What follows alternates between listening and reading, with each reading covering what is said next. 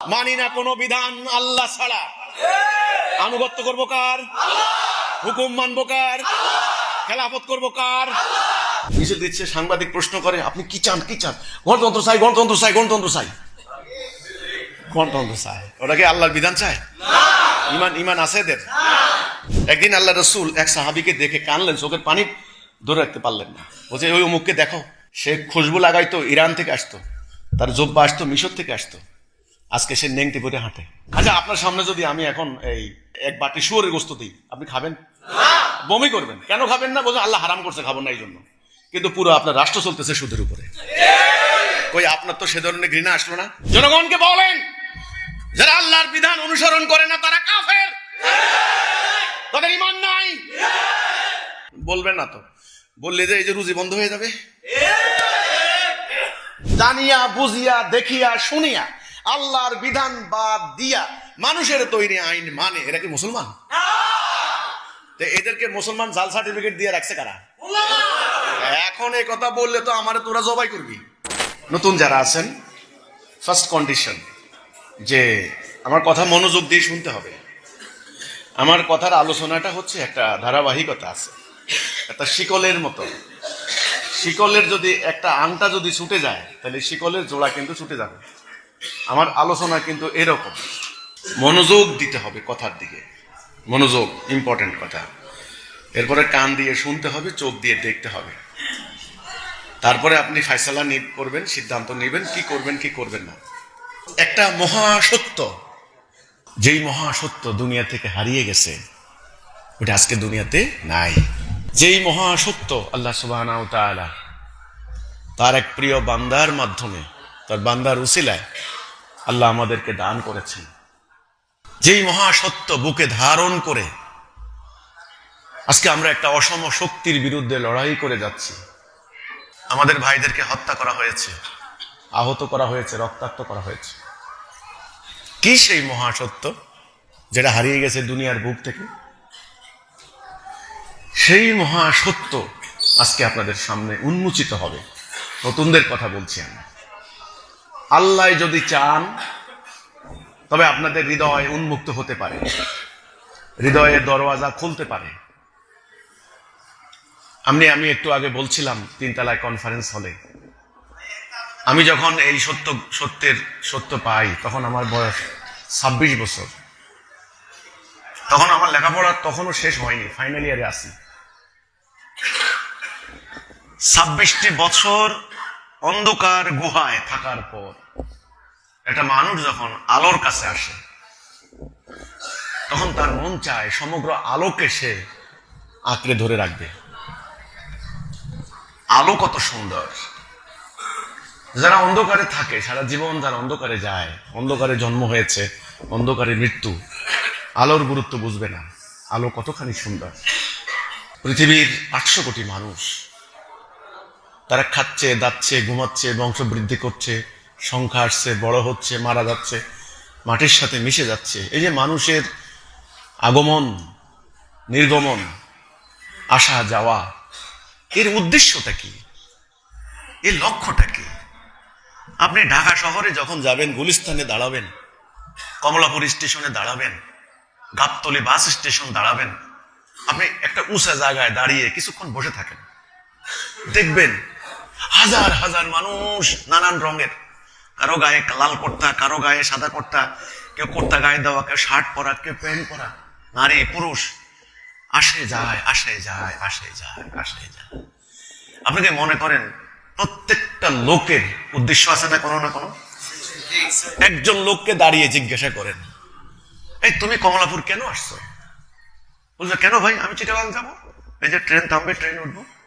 উদ্দেশ্যহীন কোন মানুষকে আপনি দেখবেন? দেখবেন না। তাহলে এই যে জগতে মানুষ আসে যাচ্ছে, আসতেছে যাচ্ছে, উদ্দেশ্যটা কি? কি হাসিল করছে তারা?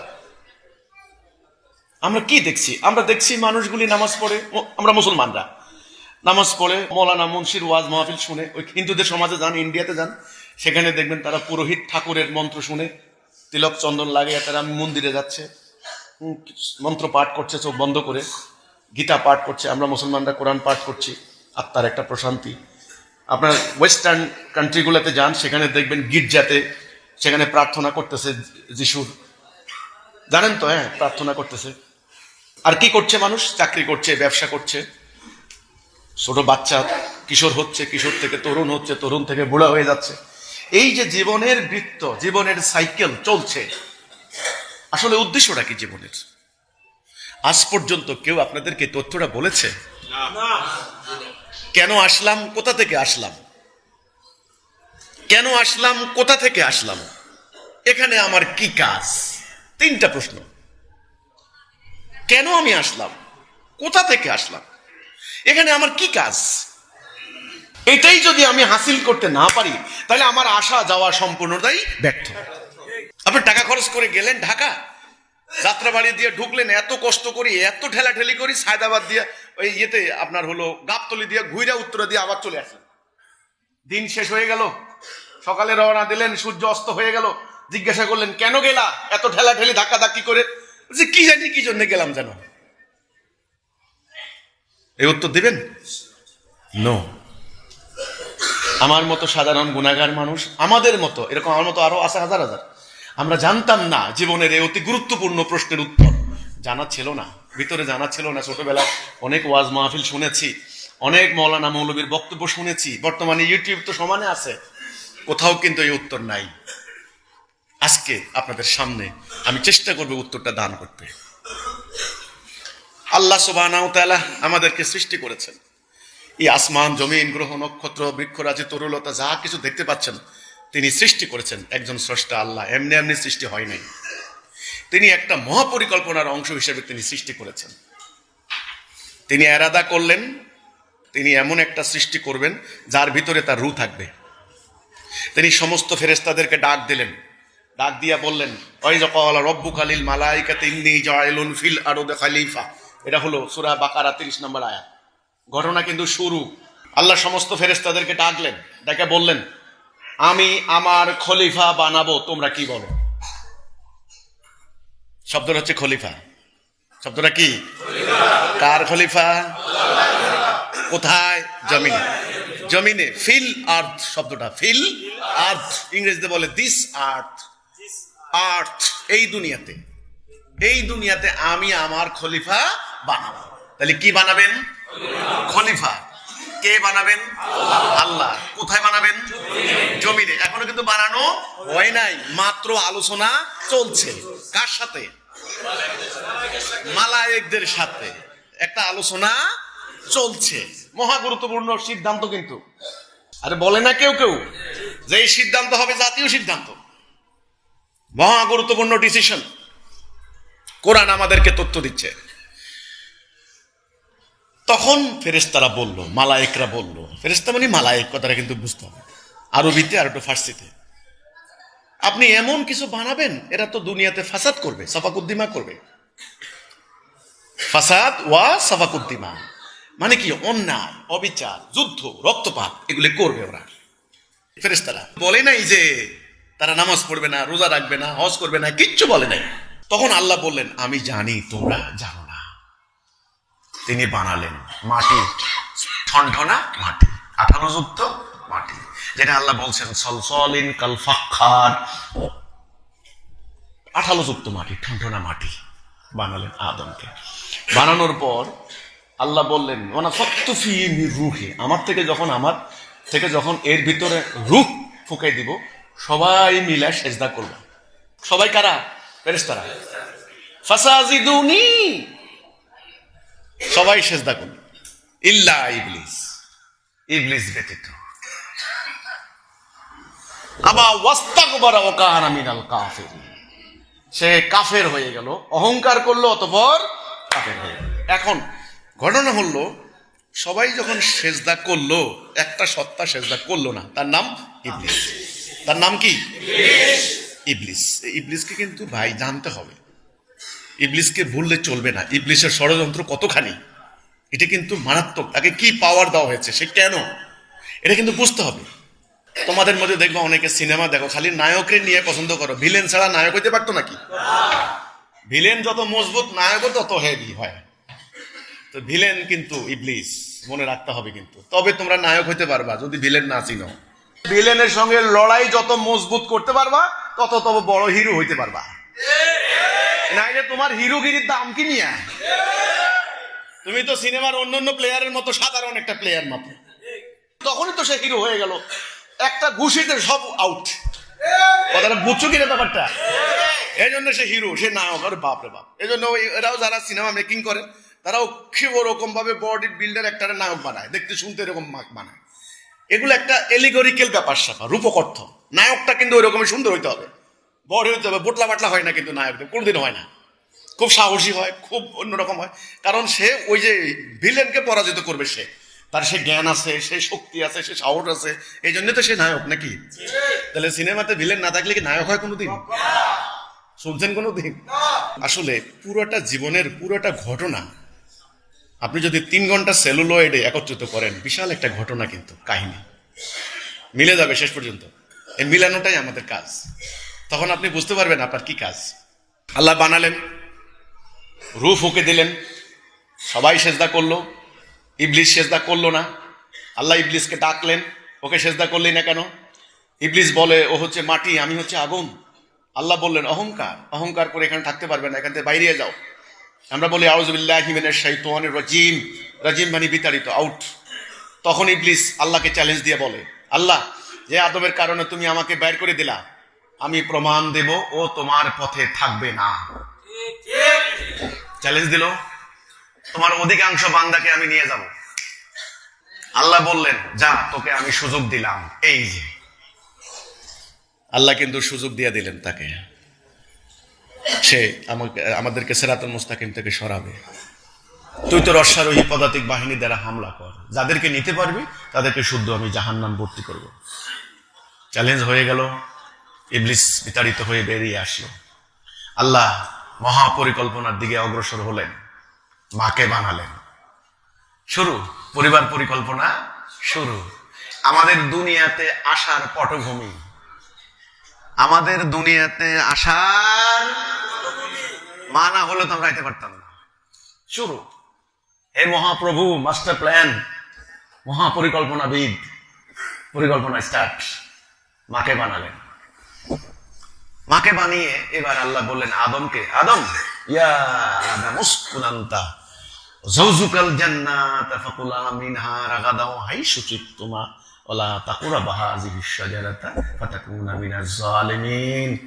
আদম, তুমি আর তোমার বউ, এই দুইজন এই জান্নাতে থাকো, একটা নিষেধ, ওই গাছের নিকট যাবে না। নিষেধাজ্ঞা দিয়ে দিলেন আল্লাহ, এটাও মহাপরিকল্পনার অংশ।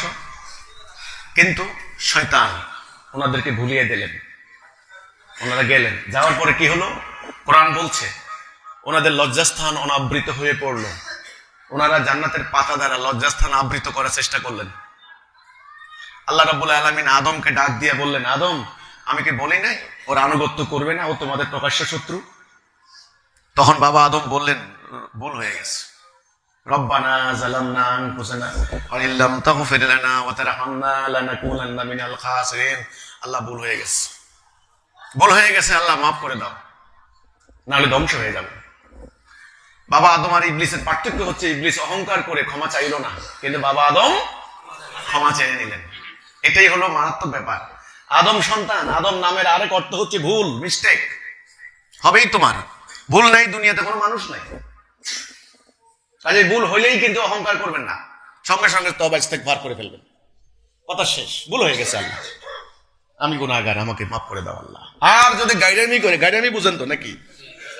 গাইডামি করে যদি বলেন আমি ঠিক, খবর আছে কিন্তু আপনার। আল্লাহ বললেন তাহলে তোমরা আর এখানে থাকতে পারবে না, এখান থেকে নামিয়ে যাও। এই যে পৃথিবীতে আসলাম, কিছু কালের জন্য জীবিকা রইল তোমাদের, জীবিকা কিছু কাল, নট পার্মানেন্ট, কিছু কালের জন্য জীবিকা রইল। একে অপরের শত্রু হিসেবে নামিয়া যাও। এই যে কি সাংঘাতিক, শালাবনের জামাই না কিন্তু শত্রু, একে অপরের শত্রু হিসাবে নামিয়া যাও। কেমন শত্রু? বাবা আদমের 2 সন্তান হাবিল আর কাবিল, এক ভাই আরেক ভাইকে খুন করেছে। খুনটা কি কেমনে করলো, কার প্ররোচনা করলো? আজকালকার মতো কি সম্পত্তির অভাব ছিল তখন? কেন করলো? খুনের রিজন কি? খুনের রিজন হচ্ছে কোরবানি কবুল হয়েছে কি হয়েছে না এটা নিয়ে কোরআন বলে। আমাদের কাছে গল্প শুনাইছে না বনির বিয়া নিয়া, কোরআন কিন্তু এটা বলে না। আমি কিন্তু পাই নাই, কোরআনের মধ্যে থাকতে পারে, বাইবেলে থাকতে পারে, তওরাতে থাকতে পারে ওই গল্প। ওই সমস্ত কিতাবগুলি বিকৃত করার কারণেই তো আল্লাহ কোরআন নাযিল করেছে। তাহলে বিকৃতি কোন কোন পয়েন্টটা হয়েছে এটা ধরাও কিন্তু বিরাট ব্যাপার। সমস্ত ওয়াজের মধ্যে সারা জীবন শুনছি মা নাকি বাবাকে প্ররোচনা দিছে যে চলেন চলেন খাই খাই, মার দোষ, সমস্ত দোষ মার। এগুলো কোরআনের কথা নয়, শিক্ষা নয়। বলছে আদম তার স্ত্রী, আদম তার স্ত্রী, দুইজনের কথা বলা হয়েছে। ফাটকারের মধ্যখানে মাকে দোষারোপ করলেন কেন? সেই প্রবণতা আজ পর্যন্ত আছে। ফ্যামিলিতে ঝগড়া লাগলে সব তোমার দোষ। এগুলা কিন্তু বিকৃত, আগেকার ধর্মগ্রন্থের বিকৃতি আছে কিন্তু অনেক, এগুলো ঢুকছে। আমাদের মুফাসসিরিন ইকরাম, আমাদের তাফসীর বিদরা বিভিন্ন জায়গার ময়লা এনে এটার ভিতরে ঢুকাইছেন। আপনারা তো হয়তো বলবেন হুজুররা আপনার বিরুদ্ধে এত খেপছে কেন? কারণ আছে তো। আমার দরকার আছে এত আজে বাজে গল্প আনার? আমার কোরআন তো আমার জন্য যথেষ্ট। আবার অনেকে বলে ও বুঝছি আপনি আহলে কোরআন, আপনি আহলে কোরআন, অনেকে বলে না, ব্যাপারটা তা নয়। দরকার নাই অনর্থক অপ্রয়োজনীয় ইস্যু নিয়ে কন্ট্রোভার্সি করার দরকার নাই। বাবা আদম মা হাওয়া, হাওয়া কথা কিন্তু কোরআনে নেই। বারবার বলা হয়েছে তার স্ত্রী, আদম তার স্ত্রী, আদম তার স্ত্রী, আদম তার স্ত্রী। দুনিয়াতে চলে আসলাম, এখন দুনিয়াতে শত্রু খেলাখেলি না। এক, দুই, দুনিয়াটা কিন্তু পার্মানেন্ট অ্যাড্রেস না, অস্থায়ী বাড়ি। তখন আল্লাহ বললেন ওখানে বংশবৃদ্ধি করো। এই যে বংশ মানে আমরা, বংশ মানে আমরা বনি আদম, আমরা আদম না কিন্তু আমরা বনি আদম, আমরা ওখানে বংশবৃদ্ধি করো। এখানে একটা ঘটনা আছে কিন্তু, ঘটনা হচ্ছে এই যে দুনিয়াতে আসলাম, এখন আমার এই দুনিয়ার জীবনটা কি আসলে, এটাই হলো ইম্পর্টেন্ট প্রশ্ন। দুনিয়ার জীবনটা কি, এটা বুঝতে পারলে কিন্তু সমস্ত হিসাব কিন্তু পরিষ্কার হয়ে যাবে। আসলে দুনিয়ার জীবনটা একটা পরীক্ষা আমার জন্য। আমরা প্রকৃতপক্ষে একটা পরীক্ষার হলে ঢুকলাম, টেস্ট। আল্লাহ বলছেন আমি দেখতে চাই কে সরল পথে থাকে, কে বক্র পথে যায়। আমি দেখতে চাই। দুনিয়ার জীবনটা একটা পরীক্ষা, মূলত পরীক্ষা ক্ষেত্র। 3 ঘন্টার পরীক্ষার হল, সেখানে কি কেউ ঘুমায়? সে প্রত্যেকটা মুহূর্তের টাইম মানে গুরুত্ব সে বুঝে না? বুঝে, কারণ 3 ঘন্টা পরে কাগজটা নিয়ে যাওয়া হবে, সে জানে। এখন যদি সে না লেখে, দোষটা কার? অথবা খাতার মধ্যে গালাগালি করে স্যারদেরকে, দোষটা কার? বলেন, স্যারদের দোষ? তার দোষ, তাকে সুযোগ দেওয়া হয়েছে। তো আমাদের কিন্তু দুনিয়ার জীবনটা পরীক্ষা। এই দুনিয়ার জীবনে আমি কার খলিফা? এটা এখানে আমি থাকবো না। ওই যে মালায়েকদেরকে বলেছিল সেজদা করো, এই মালায়েক কারা? এই মালায়েক হচ্ছে আল্লাহর সমস্ত প্রাকৃতিক শক্তি। সমস্ত সূর্যকে বলা হয়েছে, চন্দ্রকে বলা হয়েছে, হাইড্রোজেন, অক্সিজেন, নাইট্রোজেন, মাটি। এই যে মাটি, মাটিকে নির্দেশ দেওয়া হয়েছে তোকে আমি বৃষ্টি বর্ষণ করিয়ে তুই মরা মাটিকে জিন্দা করব। আমার বান্দারা যখন ফসল ফলাবে তুই তাদেরকে ফল দিবি। মাটি দেন কোনো কথা নাই, তার বুকে কোদাল চালাচ্ছেন, খুন্তি চালাচ্ছেন, তার কোনো কথা আছে? চিৎকার আছে? চিৎকার নাই। সে কিন্তু আপনাকে ফসল দিয়ে যাচ্ছে। এখন ফসলের বীজ বপন করার সময় আপনি কি তেঁতুলের বীজ লাগাবেন না কমলার বীজ লাগাবেন? Up to you. ঘাসের বীজ লাগাইলেও কিন্তু যথাসময় ঘাস হবে, আর ধানের বীজ লাগাইলেও বেন্নার ধান, নাকি বেন্নার ধান বলে না, আপনি যদি ধানের বীজ লাগান মাটি কিন্তু আপনাকে দিয়ে যাবে, কিন্তু মাটির কোনো কথা নেই, সে তো সেজদা করছে। এখন আপনি কি নামাজি না বেনামাজি, এটা মাটি জিজ্ঞাসা করবে না, কিচ্ছু বলবে না মাটি। মেঘমালাকে বলেছে মেঘমালা তোকে আমি সিস্টেম করেছি বৃষ্টি বর্ষণ করাই দিয়ে যাবি। আপনি কি নাস্তিক না আস্তিক, এটা মেঘ জিজ্ঞাসা করবে না, সে যত সময় বৃষ্টি বর্ষণ করিয়ে যাবে।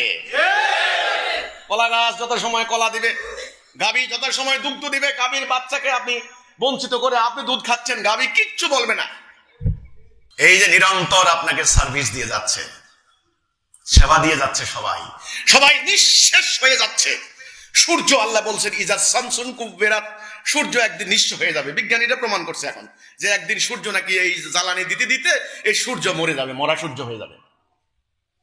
সূর্য আপনাকে জ্বালানি সরবরাহ দিতে দিতে আপনার তেনা শুকাইতে শুকাইতে তার জীবন যাইব সূর্যের। তাইলে আল্লাহ তাআলার সমগ্র সৃষ্টি আপনাকে প্রতিনিয়ত সার্ভিস দিয়ে যাচ্ছে। আপনার সার্ভিসটা কি কোনদিন চিন্তা করেছেন? এত মহান মানুষ ছিলেন আপনি। আল্লাহ কোরআনে বলছেন সূরা বাইয়িনাতে, মানুষ খায়রুল বারিয়া, শাররুল বারিয়া, মানুষ দুই প্রকার, সৃষ্টি সেরা অথবা সৃষ্টি নিকৃষ্ট। আপনি যদি পৃথিবীতে আল্লাহর খেলাফত করেন,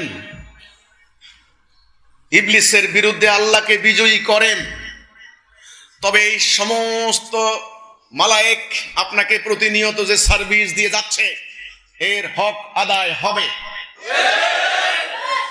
আপনাকে সরকার নিয়োগ দিয়েছে, মেডিকেল কলেজে পড়ালেখা করিয়েছে, একটা মেডিকেল কলেজের স্টুডেন্টের পিছনে কোটি কোটি টাকা সরকারে যাচ্ছে।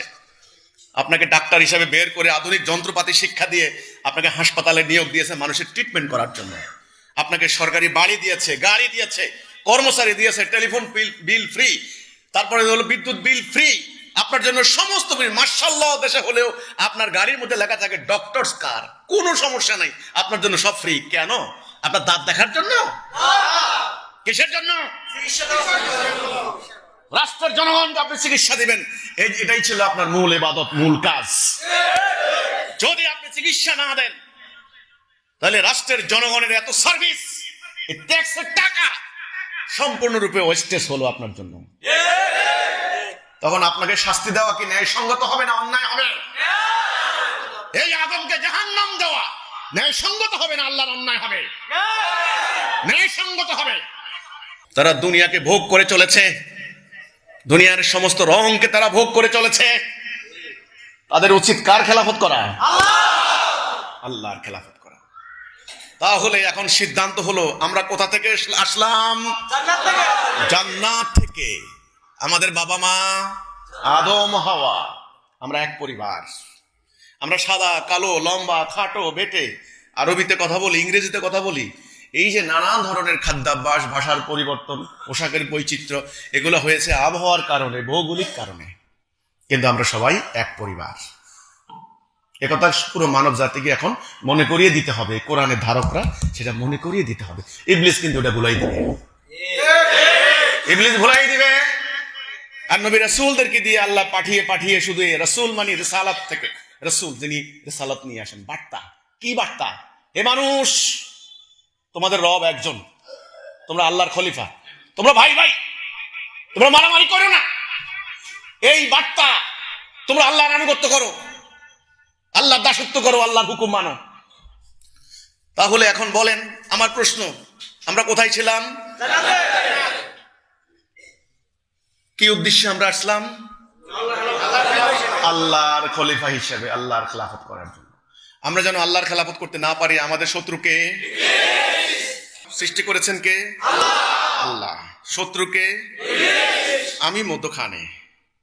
এখন আমার সামনে দুটি পথ, ডাইন বাম, মানে আল্লাহর হুকুম, ইবলিসের হুকুম, আল্লাহর বিধান, ইবলিসের বিধান। আমি কোনটা মানবো? এটা আমার স্বাধীনতা। এই স্বাধীনতার কারণেই পরীক্ষাটা। এই স্বাধীন ইচ্ছা শক্তি পাইয়া যদি আমি আল্লাহকে অস্বীকার করি, আমি হলাম কাফের। আর যদি আমি ইবলিসকে অস্বীকার করে আল্লাহকে ধারণ করি, তবে হব মুমিন। রাস্তা কয়টা? এই রাস্তার নাম সিরাতাল মুস্তাকিম, এই রাস্তার নাম দলালা। মানুষও দুই প্রকার, এই রাস্তা যারা থাকবে তারা মুমিন, এই রাস্তা যারা থাকবে তারা কাফের। এই মুমিনদের ওয়ালি আল্লাহ, এই কাফেরদের অভিভাবক ইবলিস, তাগুত।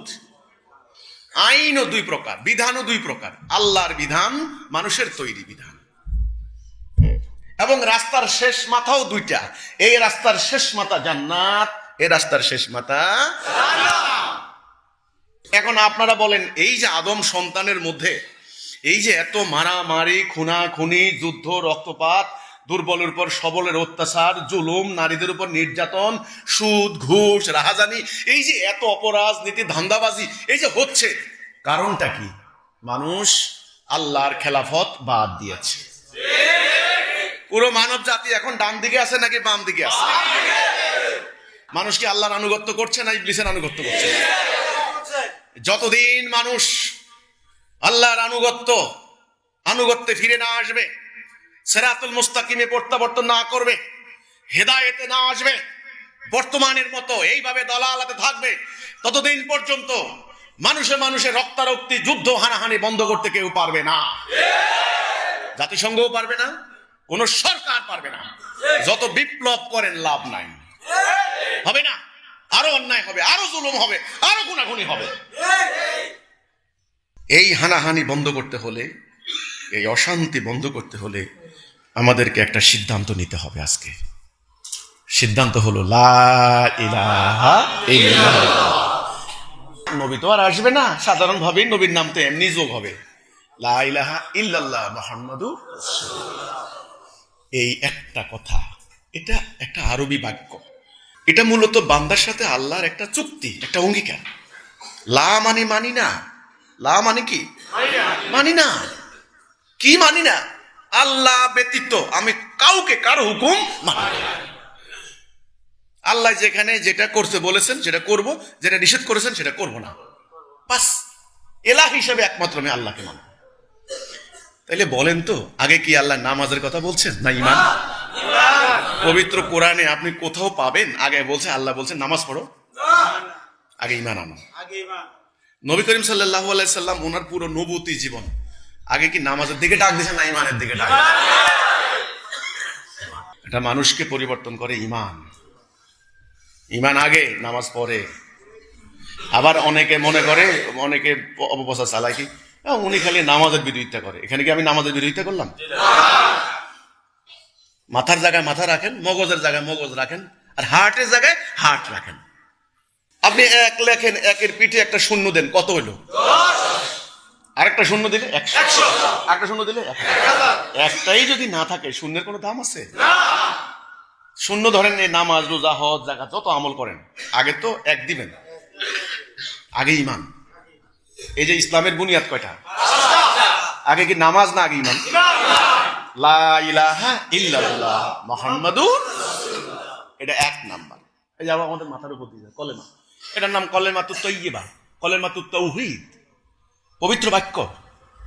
এক আল্লাহ, আল্লাহ তুমি ছাড়া আমি কারো আনুগত্য করব না, কারো বিধান। সেখানে আজকে মুসলমানরা কার বিধান মানে? যারা জানিয়া বুঝিয়া শুনিয়া, জানিয়া বুঝিয়া দেখিয়া শুনিয়া আল্লাহর বিধান বাদ দিয়া মানুষের তৈরি আইন মানে, এরা কি মুসলমান? এদেরকে মুসলমান জাল সার্টিফিকেট দিয়ে রাখছে কারা? এখন এই কথা বললে তো আমারে তোরা জবাই করবি। এখানেই আমার আপত্তি, আপনারা এদেরকে জাল সার্টিফিকেট দিয়ে রাখছেন। এরা যা, এদেরকে তাই বলেন, এরা বাঁচবে, আপনিও বাঁচবেন। জাল সার্টিফিকেট দিলে সময় মতো আটকা পড়ে যাবে। কারণ আল্লাহ রাব্বুল আলামিন এমন একটা স্ক্যানার বসায় রাখছেন, ওখানে জাল টাকা ধরা যায় এক মুহূর্তের মধ্যে, পার হইতে পারবেন না। ধোঁকাবাজির কি লাভ? জনগণকে বলেন, যারা আল্লাহর বিধান অনুসরণ করে না তারা কাফের, তাদের ঈমান নাই, তারা জাহান্নামী। জনগণকে বলেন, জনগণকে বলতে হবে, সত্য কথাটা বলতে হবে। বলবেন না তো, বললে যে এই যে রুজি বন্ধ হয়ে যাবে। এখন আপনারা কি করবেন? জনগণ কি বলবেন কি বলবেন না? মায়ের জন্য রেডি হন, বলেন আর মায়ের কেন আমার মতো, নাইলে এই গ্রামে আমারে মারে এরকম হিম্মত কারো ছিল না ইনশাআল্লাহ। কিন্তু মাইরটা খাইলাম আমি, এ কথাটাই বলেছি, আমি আর কিচ্ছু বলি নাই। কেউ বলেন, জিজ্ঞাসা করেন আমার গ্রামে হাইটে হাইটা, যে আমার এলাকাতে আমাদেরকে বলে আমি নুরুল হক মেম্বরের ছেলে, আমাদের দেশে হোলা, হোলা কয়, হোলা বুঝেন তো? হোলা, ফুট ফুট ফুট।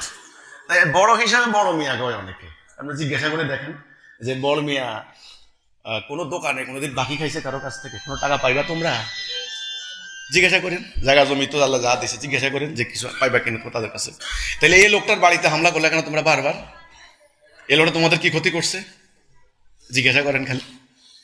ক্ষতি একটা, আমি বলেছি তোমাদের ঈমান নাই। ইতিহাসে পড়েছি আমার নবী, নবী করিম সাল্লাল্লাহু আলাইহি সাল্লাম, আখেরি নবী হযরত মুহাম্মদ মুস্তাফা সাল্লাল্লাহু আলাইহি ওয়াসাল্লাম, তিনি এই ঈমানের ঘোষণা দেওয়ার কারণে ওই মক্কার ওই কাফেরগুলি ওনার উপরে যা করেছে, আজকে আপনার উপরে এরা তাই করবে। মক্কার ওই কাফেররা কি নামাজ পড়তো না? হজ করতো না? করতো। কারণ এই কাবা ঘর তো আগে থেকেই ছিল। হজ করতো, খাতনা করতো, নামাজ পড়তো। কাফের হলো কেন? তারা আল্লাহর বিধান মানার জন্য প্রস্তুত ছিল না। তাদের কথা হলো আমাদের বাপ দাদা যেভাবে গেছে আমরা সেভাবে যাব। বাপ দাদা 14 পুরুষ যেমনি গেছে অমনি যাবো। আমরা কি মোহাম্মদের কথা শুনবো নাকি? এ কথা বলে নাই ওরা? আমাদের বাপ দাদা 14 পুরুষ তো ব্রিটিশ আমলে মানে গোলামি করে গেছে, আমরা কি করবেন তাদের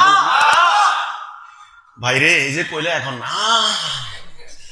এত সোজা না রে ভাই, এত সোজা না রে ভাই, এত সোজা না রে ভাই, ভালো করে বুঝে নিও।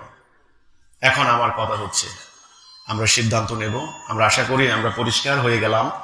আজকে মানব জাতির মধ্যে হানাহানি, যুদ্ধ, রক্তপাত, এর মূল কারণ মানুষ আল্লাহর খেলাফত বাদ দিয়েছে। মানুষের এর ধারণাও নাই। মানুষ মনে করে নামাজ পড়লেই জান্নাত চলে যাবে। আবার যাই দেখেন হিন্দুদেরকে জিজ্ঞাসা, ওরা মনে করছে যে ঠাকুরকে খাওয়াইয়া খালি পূজা করলে স্বর্গে চলে যাবো গা। হ্যাঁ, জিজ্ঞাসা করবেন, দেখবেন আপনার বাবার কি নাম, শুরুতেই বলবে স্বর্গবাসী পিতা।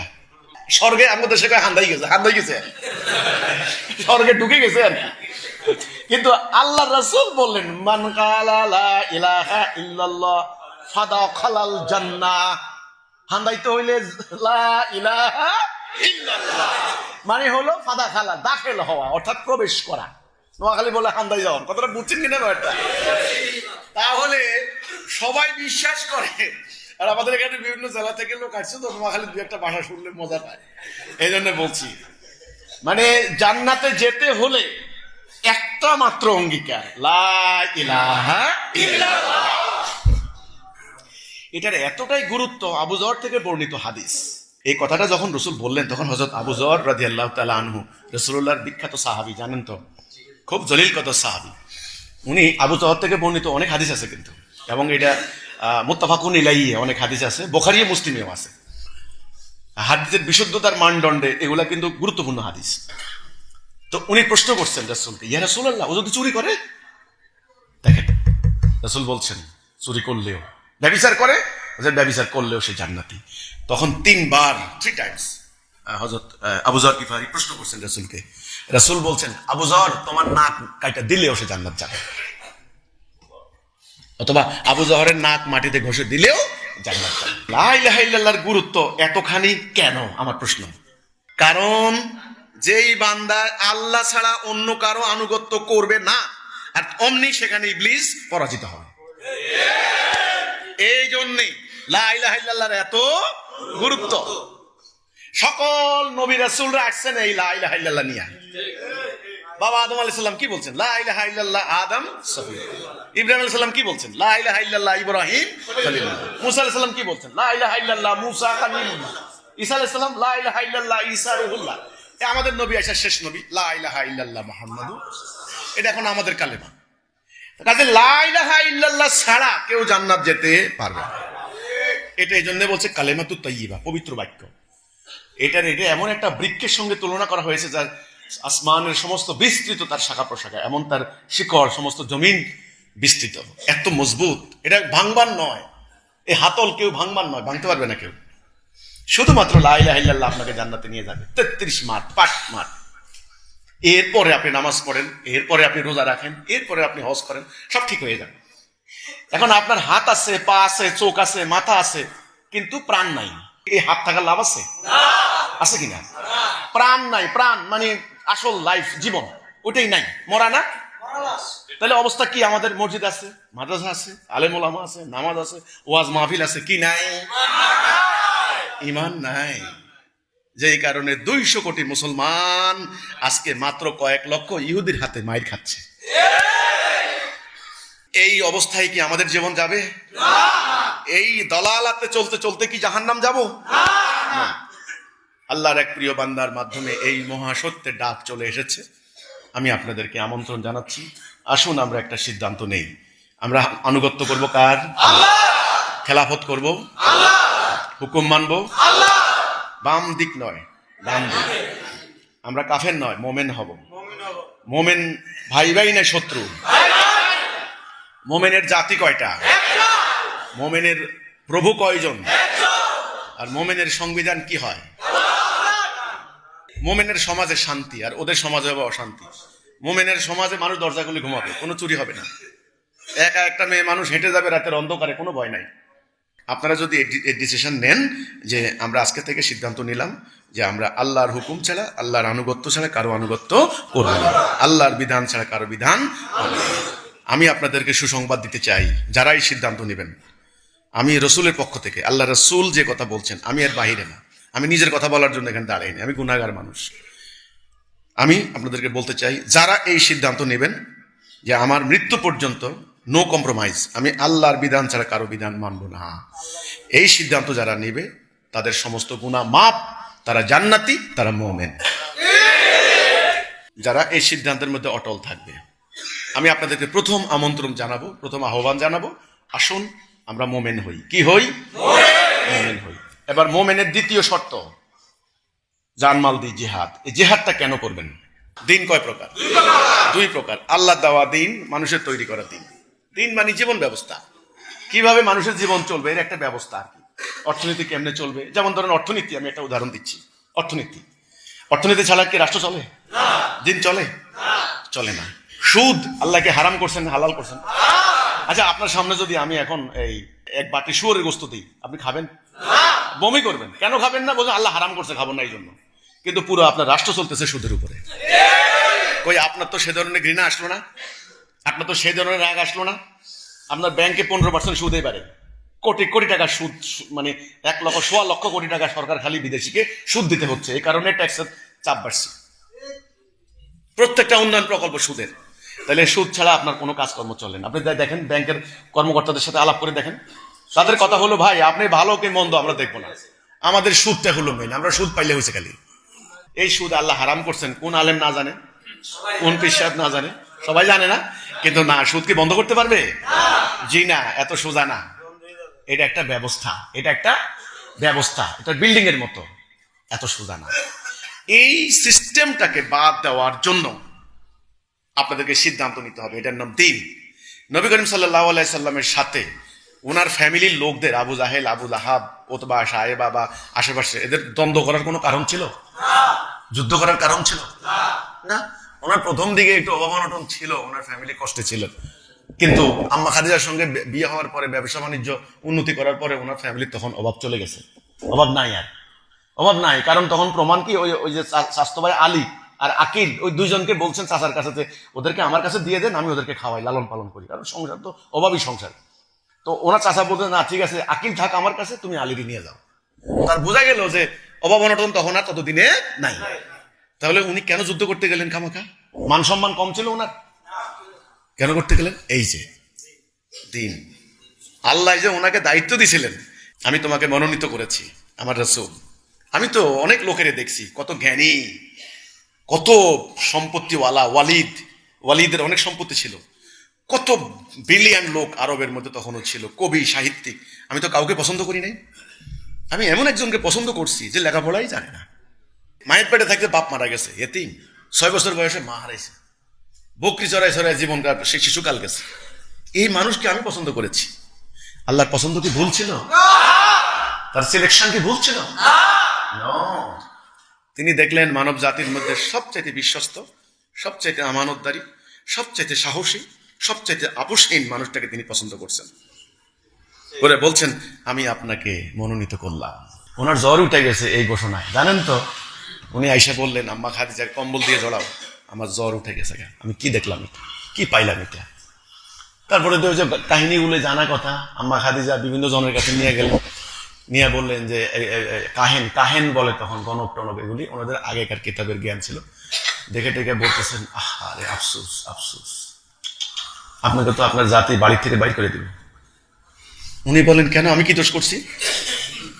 আরে আপনাকে তো আপনার জাতি বাইর করে দিব।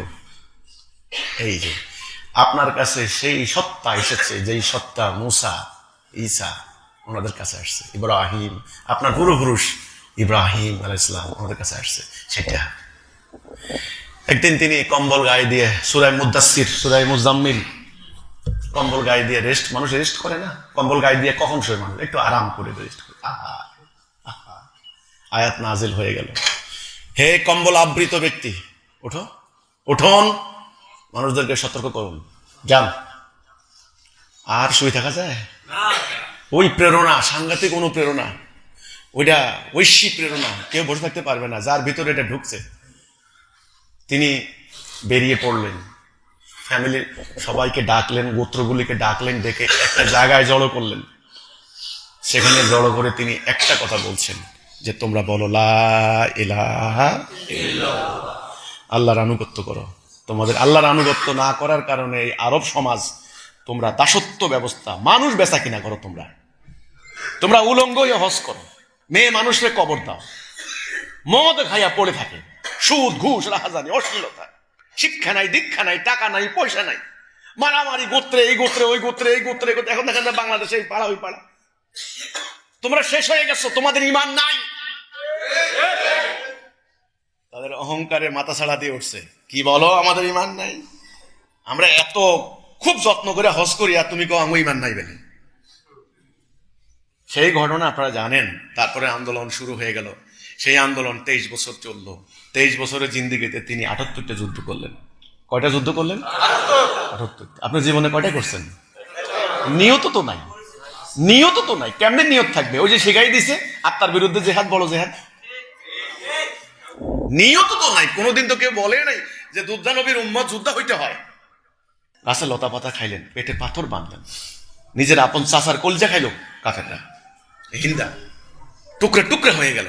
নারীরা জীবন দিলেন, নারীরা স্বামী দিল, সন্তান দিলেন, বাবারা সন্তানকে দিয়ে দিলেন। পুরা মানে ঘরে ঘরে আহত, শাহাদাত, গাজী। এই জাতি বিনিময় কি পাইলাম আমরা? এই জীবন ব্যবস্থা পাইলাম। এটা কি এমনি এমনি আসছে? এই বাংলায় কি এমনি এমনি আসছে? এটা এই বাংলায়? আরে আমাদের পূর্বপুরুষ কি ছিল ইতিহাস জানেন? বৌদ্ধ আর হিন্দু। হযরত শাহজালাল আলী আমিনী, হযরত শাহপরান, হযরত খানজাহান আলী রহমতুল্লাহ আলাইহি এনাদের জীবনী পড়ে দেখেন। সংসার করতে পারেন নাই, ম্যাক্সিমাম সংসার হয় নাই, বিয়ে শাদী করতে পারেন নাই, তরুণ একে একে শহীদ হয়ে গেছে, টুকরা টুকরা হয়ে গেছে, যে বিনিময় কিতাবখানা এখানে আসছে। আপনারা কি এই নোংরা পৃষ্ঠা উল্টাইতে চান? এই আবর্জনা কি দূর করতে চান? এই শিরক, কুফর, এই দালালা, এই অবাধ্যতা, এই জুলুম কি বন্ধ করতে চান? যদি চান সত্যিকার অর্থে মানুষ শ্রেষ্ঠ হোক, মানবতা প্রতিষ্ঠা হোক, মনুষ্যত্ব বিকশিত হোক, মানুষের আত্মা প্রকাশিত হোক, মানুষের সমাজ আলোকিত হোক, যদি সত্যিকার অর্থে চান, তবে সর্বপ্রথম আপনাদেরকে ঈমান আনতে হবে। আমার প্রথম ডাক ঈমানের ডাক, প্রথম ডাক তাওহীদের ডাক। যারা ঈমান আনবেন, খালেস নিয়তে ঈমান আনতে হবে। দুনিয়ার কোনো আশা করা যাবে না। আমি কোনো নির্বাচন করতে দাঁড়াই নাই, আগামীতে ইলেকশনে আমারে ভোট দিবেন, নো। ওই লাইন বাদ দিছি জীবনের বহু আগে। আমি কোনো পীর ফকির না যে আমাকে গরু বকরি দিয়ে যাবেন, আমি জাহাজে বলে আপনার জান্নাত নিয়ে যাব।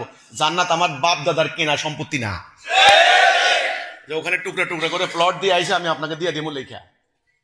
জি না, আপনি মোমেন হবেন, আল্লাহ আপনাকে জান্নাত দিবেন। জান্নাত আল্লাহর, আল্লাহর স্পেশাল ভাবে জান্নাতের নিয়ামত সাজায় রাখছেন মোমেনের জন্য, মোমেনের জন্য। কাজে প্রথম ঈমান আনবেন, ঈমানের কোনো উদ্দেশ্য থাকবে না, শুধু আল্লাহকে বিজয়ী করা, ইবলিসের বিরুদ্ধে আল্লাহকে বিজয়ী করা। এটার জন্য জানমাল দিতে হবে।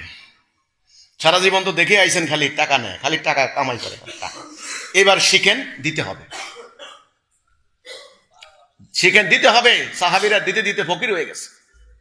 একদিন আল্লাহ রাসূল এক সাহাবীকে দেখে কানলেন, চোখের পানি ধরে রাখতে পারলেন না। বলছে ওই অমুককে দেখো, এই যে যাচ্ছে না, সে খুশবু লাগাইতো, ইরান থেকে আসতো, তার জব্বা আসতো মিশর থেকে আসতো, আজকে সে নেংটি পরে হাঁটে। এই হয়ে গেছে, নিঃস্ব হয়ে গেছে, সোজা কথা, সম্পদশালী ফকির হয়ে গেছে। আর আমাদের তো মাশাআল্লাহ, যিনি যত বড় হুজুর তত আল্লাহ আল্লাহ করে আল্লাহ আল্লাহ দিয়েছে। একেবারে উল্টা। আমার কথা বলে ওনারা বলে আমি ওনার সমালোচনা করি না, আল্লাহ রাসূলের ইসলামের ঠিক উল্টা হয়ে গেছে। আপনারা কি ঈমান আনবেন? ওকে, যদি ঈমান আনেন, ঈমানের উদ্দেশ্য কি হবে? আল্লাহর দ্বীনকে, আল্লাহর দ্বীন প্রতিষ্ঠা ছাড়া আসলে শান্তি আসবে না। আল্লাহর দ্বীন প্রতিষ্ঠা করার একটা নির্দিষ্ট তরিকা আছে, 5 দফা কর্মসূচি আমার খুতবার মধ্যে আজকে আছে। সেটা হলো ঐক্য। ঐক্য 1 নাম্বার। এদিকে 1 নাম্বারটা ঈমান না, তারপরে নামাজ মানে সালাহ, যাকাত, হজ, সাওম। আর এই প্রতিষ্ঠার 1 নাম্বারটা কি? প্রতিষ্ঠা করতে, যদি আপনি প্রতিষ্ঠা করার নিয়ত করেন, কোরআনে আল্লাহ বলছেন আকিমুদ্দিন, দিন প্রতিষ্ঠা করো। এই কথাটা কি কারো কাছে আছে? কেউ বলে আকিমুদ্দিন? না, খালি নামাজ পড়, নামাজ পড়। নামাজ তোরে জান্নাতে নিয়ে যাবো গা, কিন্তু দিন প্রতিষ্ঠা করতে হবে। আকিমুদ্দিন, ইকামতে দিন, এটা কি বলে কেউ? ওরা সব গণতন্ত্র প্রতিষ্ঠা করে, দেখবেন বিশাল মিছিল, যদ্দূর চোখ যায়, গামছা বাঁধে কোমরের মধ্যে, জ্যাকেট খুলে ফেলাইছে, কোটটা খুলে ফেলাইছে, মিছিল দিচ্ছে। সাংবাদিক প্রশ্ন করে, আপনি কি চান, কি চান? গণতন্ত্র চাই, গণতন্ত্র চাই, গণতন্ত্র চাই, গণতন্ত্র চাই। ওরা কি আল্লাহর বিধান চায়? ইমান, ইমান আছে এদের? কর্মসূচি কয়টা? 1 নাম্বার ঐক্য, ঐক্যবদ্ধ হইতে হবে। আপনি আলাদা পারবেন না, আপনি আমি সবাই মিলে ঐক্যবদ্ধ, সীসা গলানো প্রাচীরের নেই ঐক্য। 2 নাম্বার ডিসিপ্লিন, 3 নাম্বার আনুগত্য, 4 নাম্বার হিজরত, 5 নাম্বার জানমাল দি জেহাদ। জেহাদ না করলে মোমেনে হইতে পারবেন না, শেষ। মোমেন হইতে হইলে জেহাদ করতে হবে, জানমাল দিয়ে। জেহাদ করতে হইলে ঐক্যবদ্ধ হইতে হবে, একদম সবাই মিলে একটা জাতি হবে, এবং ডিসিপ্লিন শিখতে হবে, আনুগত্য করতে হবে, আমিরের আনুগত্য। আতিউল্লাহ আতিউর রাসূল আউলিল আমরি মিনকুম, তোমাদের মধ্যে যিনি আমির হবেন আমিরের আনুগত্য করতে হবে, আনুগত্য ছাড়া চলবে না। ওই যে পদ নিয়ে চেয়ার মারামারি দেখেন না, এগুলি এখানে চলে না, হারাম, এখন সিস্টেম নাই। স্বার্থ যেখানে নাই চেয়ার মারামারি সেখানে হয় নাকি? তাহলে আনুগত্য, আল্লাহ রাসূল আমির। হিজরত, হিজরত মানে আলাদা হওয়া। যারা তাওহীদে নাই তাদের সাথে ইবাদত বন্দেগী চলবে না, এটাই কঠিন। এই যে বয়স্ক মানুষগুলো বসে আছেন না, প্রত্যেক গ্রাম থেকে আসছেন, খালেকের বাপ মালিকের বাপ, মসজিদে যায়, এখন এখান থেকে যায় যদি বলে তোকে ইমান নাই আমি যাবো না, খালেকের বাপের জীবন থাকবো? তো খালেকের বাপ বাঁচবেন না, কিন্তু মরতে হবে। আমি আপনাকে মরার অপশন দিলাম, আপনি কি বিষ খাইয়া মরবেন না গুলি খাইয়া মরবেন, আপ টু ইউ, কিন্তু মরতে হবে। আপনাকে যদি কেউ মরার অপশন দেয় যে তোমাকে, তুমি বাঁচতে পারবা না, মরতে হবে তোমাকে, হয় বিষ খাবা নাকি মাথায় গুলি করবা, কোনটা করবা? তুমি মরো, তুমি করো, বাঁচতে পারবেন না। তো মরণ যেহেতু আছে দুনিয়াতে, রাসূলের সাহাবীরা যেভাবে মরতে চাইছেন এভাবে কোনোদিন মরতে চাইছিলেন? খালি ওসিয়ত করে যান, নাতিপুতি করে ডাইকা আর আব্বার কবরের লগে কবর দিছে। আরে সাহাবীরা তো এটা কইতো না। আপনি কইতে, আপনি খালি খালি আশা করেন কি ওই বাড়ির দরজায় কবর দিস, দেখেন তোরা আইতে যাইতে আমারে দেখস। আপনি কি জানেন সাহাবীরা এই কথা বলতো না? না, সাহাবীরা বলতো আমাকে রণাঙ্গনে নিয়ে যাবে, যে রণাঙ্গনে সাহাবীরা শহীদ হবেন আমি যেন সেখানে মারা যাই। হাসরের দিন আল্লাহ রাসূলের সাহাবীরা যে ময়দান থেকে উঠবেন আমি যেন সেখান থেকে উঠি।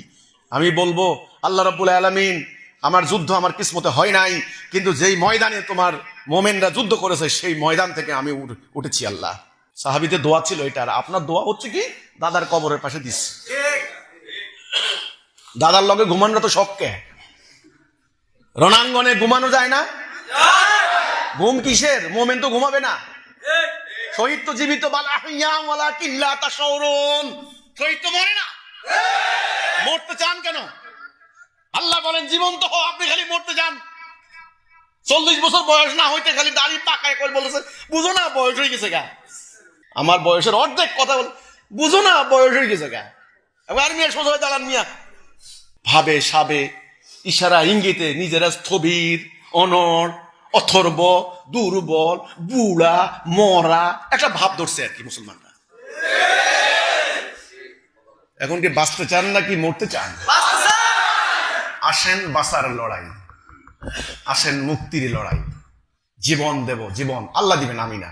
জীবন আমরা পাইছি, এই জীবন চিরন্তন জীবন, মৃত্যু নাই, মরবেন না, মৃত্যু নাই। এটা জান্নাতের জীবন, এক জান্নাতের জীবন যেটাকে বলে স্বর্গীয় জীবন বলে বুঝে মানুষ। এটা মুক্তির পথ, হেদায়েতের পথ। আসেন আল্লাহ দিন প্রতিষ্ঠা করি। দিন প্রতিষ্ঠা সাহাবীরা যেভাবে করেছেন সেভাবে, সেটার জন্য 5 দফা কর্মসূচি। আলহামদুলিল্লাহ আমরা সেটা পেয়ে গেছি। ঠিক আছে, দিন প্রতিষ্ঠা করবেন নাকি?